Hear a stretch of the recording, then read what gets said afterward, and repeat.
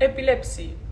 So, what is important to talk about it? Well, there are many resources like Gimasel 2023 and Jan et al. 2021 that evidence the limit knowledge that have the teacher about the children who have epilepsy. And also they say that the information that they have is from social media, internet, and not for professional training. But what is epilepsy? It's a condition characterized by recurrent and unprovoked seizures. These are temporary neurological abnormalities. They are a result of unregulated electrical discharges in the brain. Myths versus reality about epilepsy. The first myth is that the person who is suffering an epilepsy seizure is dangerous and the epilepsy is contagious. That's not true. The reality is that epilepsy is not contagious and it does not make the person dangerous. It's a neurological condition, not an infection. The second myth is that they should be excluded and treated in a different way. People with epilepsy cannot take part in normal life and activities with other people. Of course, that's not true. The reality is that people with epilepsy can do the same as other people and they should be included as everybody. Exclude them increases stigma and reduces self-esteem. In most cases, students with epilepsy can safely join sports and playing their seizures are controlled and teachers know what to do in case of an episode. Physical activity often improves well-being and confidence. The next myth is people with epilepsy has intellectual disabilities or learning problems. That's not true. Most people with epilepsy have normal intelligence and can perform as well as anyone else at school or work. Epilepsy affects the brain's electrical activity, not the person's intelligence or abilities.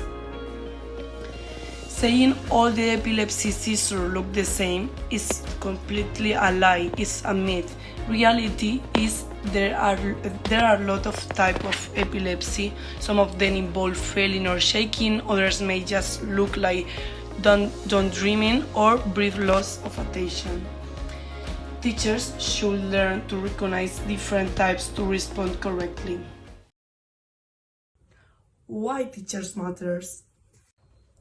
Teachers play a critical role in supporting students with epilepsy. By understanding what epilepsy is and how to respond, teachers can create a safer and more inclusive classrooms.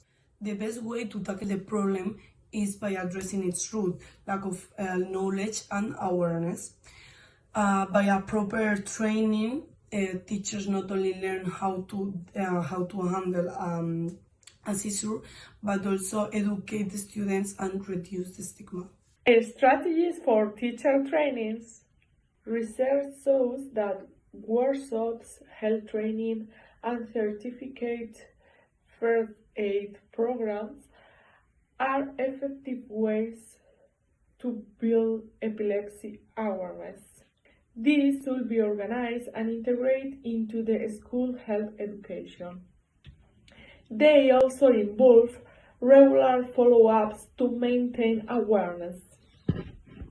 Epilepsy can affect learning the seizures, medication side effects, or cognitive challenge. Teachers can help by managing medical needs, offering social and academic supports, and collaborating with families and professional health. One thing that is very important is for teachers to know how to recognize different types of seizures, respond calmly, and protect students from injury. So let's take a quick look at the two main categories of seizures, partial and generalized. Partial seizures start in one part of the brain, and they can be either simple, which don't cause a loss of consciousness, or complex, which may affect awareness and cause repetitive movements. Generalized seizures affect the whole brain, and they can be either tonic-clonic seizures, which include the loss of consciousness and convulsions, or absence seizures, which cause a brief lapse in awareness, which is often mistaken for daydreaming. This is also the type of seizure that we are going to be presenting in our example scenarios. Educating classmates is just as important. It helps further reduce stigma and promotes understanding between students. Before a seizure, you can explain what happens if a seizure have not experienced it yet. So you can avoid topics like what is a seizure. You can say that it is caused by temporary mixed signals in the brain, and important to reduce the stigma saying that epilepsy is not contagious. For younger students, you can use some strategies and they can learn through handouts or short videos or quizzes. And if you have older students, they can go a little bit deeper, and maybe by creating their own presentations or leading discussions, but always to put the topic in the table for them to talk about it and normalize it. Research findings. Studies show that education programs improve factual knowledge and reduce stigma. When students and teachers learn together, everyone becomes better prepared and more confident in emergencies. Once teachers complete basic training, they can continue learning through workshops that include students, building a community of awareness and support. Now that we know what is epilepsy, let's see an example of what is wrong and what you should not do. Okay, so we can solve this equation here. Regina? Regina, can you answer the question? Regina, they are talking to you. Regina, why are you not paying attention? Regina, if you're not going to answer the question, then get out. You're disrupting the class. A.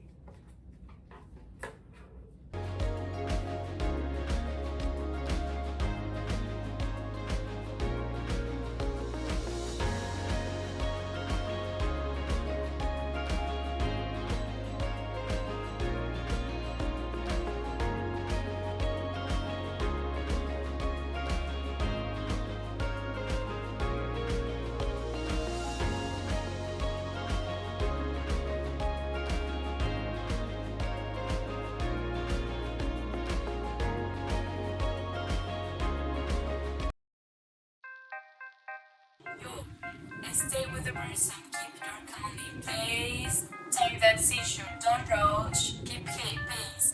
Check out for the time, that medical ID. Help them out gently, let their airflow free.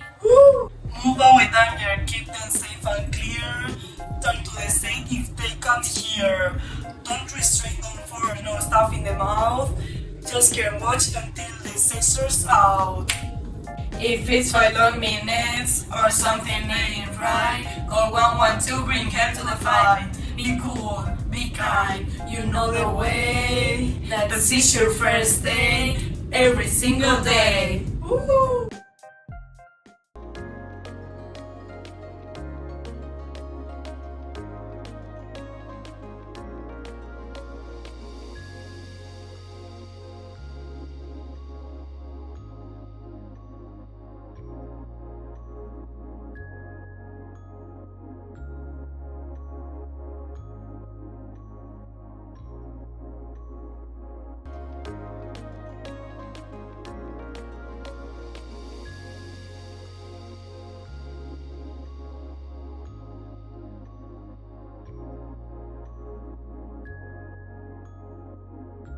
And now let's see an example of what you should actually do. So can anyone solve this equation? Regina? Okay, children, Regina's having a seizure. Anna, can you go get the nurse, please? And Patrick, can you put on a timer as we discussed before? It's okay. Everything is okay. Regina? You're okay. We're in a classroom. We're having math class. You're safe. You had one of your seizures, okay? But the nurse is coming. Related application, it is important to always keep in mind the responsibility that teacher, students, parents, and all the network that the child has, they have to be involved and informed about it. And as a teacher, we have to pay attention to the update information.